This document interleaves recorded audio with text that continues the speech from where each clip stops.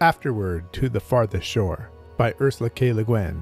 Before I wrote the first of these books, I'd written a couple of short stories set on islands where wizardry was practiced and dragons were feared. As I've said, when I began to conceive that first book of Earthsea, I realized those islands belonged to a great archipelago, a world of islands, and I drew the map. All the islands were on it, but I knew nothing of them except their names, their shapes, the bays and mountains and rivers I had marked, the names of cities on some of them. They all remained to be discovered, one by one. There are still many islands that I've never been to. I can look at the map and wonder about them, just as I wondered about Tenerife or Zanzibar. And even though I've been to the Outer Hebrides or the Windward Isles, to Roke or Havnor, I can still wonder about them. There's always more to learn. The poet Rothke said, "I learn by going where I have to go." It is a sentence that has meant a great deal to me. Sometimes it tells me that by going where it is necessary for us to go, by following our own path, we learn our way through the world.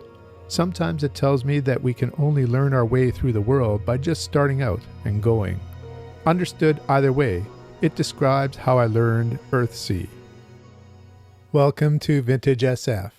Today I would like to talk about the third book in the Earthsea trilogy, the original Earthsea trilogy, The Farthest Shore, by Ursula K. 1972. I first came upon this series as I was reading through the A Science Fiction Specials Series 1. A Wizard of Earthsea was published in 1968.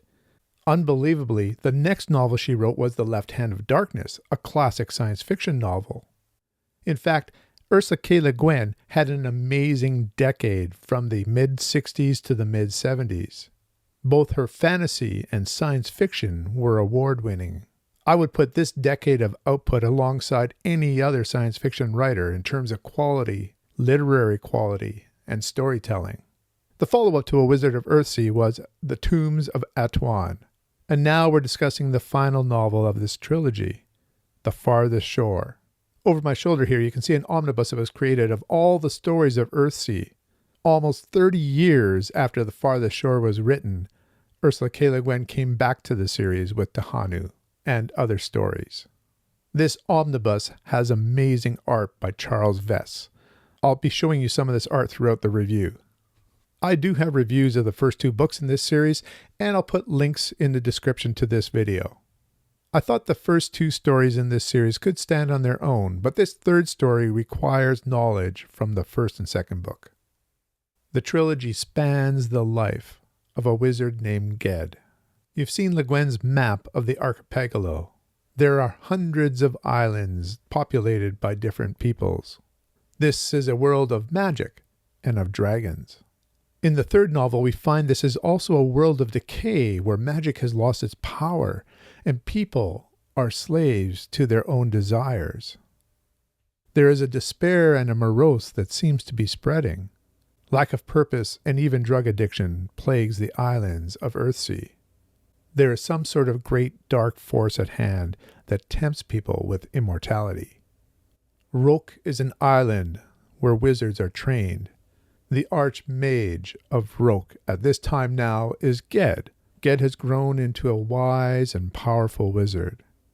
If this school of wizardry sounds familiar, there are a lot of parallels to that later wizard series. Ged is the real name of our wizard, and it is a hidden name. He's referred to as Sparrowhawk to all who know him. Aran has come to Roke seeking to pass on a message that magic is not working in their land anymore.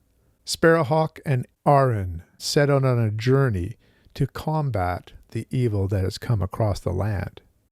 For about the first third to half of the novel, we see what this evil has done.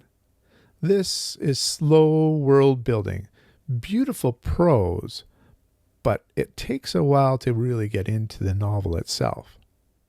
And then, about halfway through, we're met with a people who live on rafts in the middle of the ocean. And from this point on, this novel sings. The last half of this novel is wonderful. Sparrowhawk and Aran are to confront death itself. Aran is trying to understand that which they seek. He says to Sparrowhawk, "And this is one man's doing, the one the dragon spoke of, it seems not possible. Why not? If there were a king of the isles, he would be one man, and he would rule. One man may as easily destroy as govern, be king or anti-king. There was again that note in his voice of mockery or challenge which roused Arin's temper. A king has servants, soldiers, messengers, lieutenants. He governs through his servants. Where are the servants of this anti-king? In our minds, lad, in our minds. The traitor, the self that cries, I want to live. Let the world burn so long as I can live. The little traitor soul in us, in the dark, like the worm in the apple. He talks to all of us, but only some understand him. The wizards and sorcerers, the singers, the makers, and the heroes, the ones who seek to be themselves. To be oneself is a rare thing and a great one. To be oneself forever, is that not better still? Arin looked straight at Sparrowhawk. You would say to me that that is not better, but tell me why. I was a child when I began this voyage, a child who did not believe in death. You think me a child still, but I have learnt something. Not much, maybe, but something. I have learnt that death exists and that I am to die, but I have not learnt to rejoice in the knowledge, to welcome my death or yours. If I love life, shall I not hate the end of it? Why should I not desire immortality? Further down the page, Sparrowhawk says of this anti-king, and then this, a false king ruling, the arts of man forgotten, the singer tongueless, the eye blind, this blight and plague on the lands, this sore we seek to heal. There are two, Arin, two that make one, the world and the shadow, the light and the dark. The two poles of the balance. Life rises out of death. Death rises out of life. In being opposite, they yearn to each other, they give birth to each other, and are forever reborn. And with them all is reborn. The flower of the apple tree, the light of the stars. In life is death. In death is rebirth. What then is life without death? Life unchanging, everlasting, eternal. What is it but death? Death without rebirth. Enter the dragons. This is a species that has lived thousands and thousands of years in Earthsea. They are wise and can talk the old language. Sparrowhawk knows the old language and speaks to dragons. There is a great confrontation and resolution. I have to tell you that there might have been something in my eye in the last couple pages of this book. This was a deeply moving conclusion to the trilogy.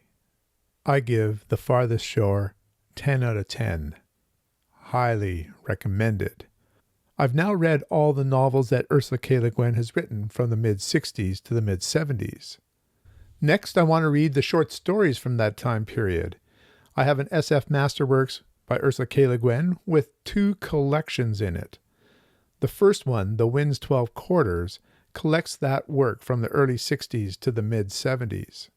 Once I've completed these short stories, I've completed her entire output in those years. In my time of doing this channel, there was a number of authors that I'd never read. Ursula K was one of them. She by far is the best author I've discovered in this time. So how about you? Have you read the Earthsea trilogy? What are your thoughts? Do I have something to look forward to in the rest of the stories of Earthsea? Let me know in the comments below. Until next time, keep reading.